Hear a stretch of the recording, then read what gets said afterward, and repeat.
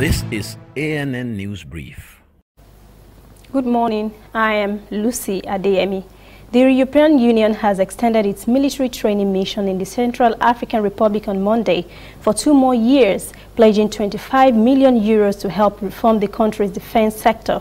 An EU Council statement said the mission contributes to security sector reform in the country and works towards modernized, effective, inclusive and democratically accountable Central African Armed Forces.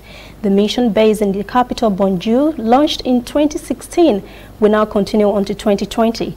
EU Council says the mission had already advised, trained and educated more than 3,000 soldiers, including giving strategic advice and operational training to the President's Cabinet, Interior Ministry, Police and the military.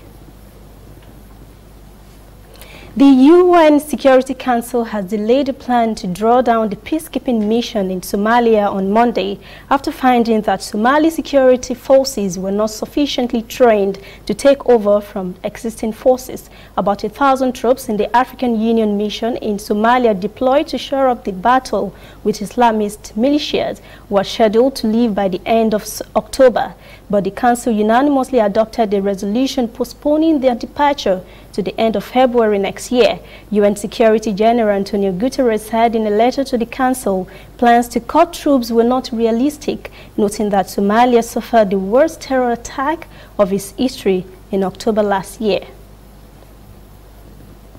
Stay with us, we'll be back after this short break.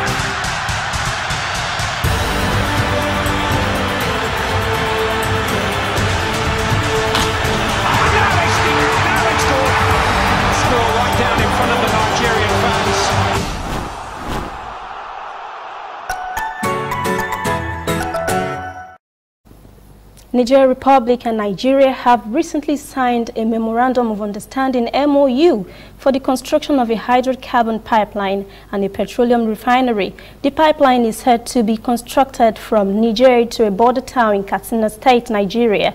The new refinery will process up to 100,000 and 150,000 barrels of crude oil from Niger Republic per day. President Muhammadu Buhari, after signing the MOU, inaugurated a steering committee for the project to be co-chaired by Nigerian and Nigerian ministers. Buhari also inaugurated a separate team led by Nigeria's engineer Rabiu Suleiman, supported by Niger Republic's Hydrocarbon Director General, to develop the implementation roadmap and strategy for both the refinery and pipeline projects.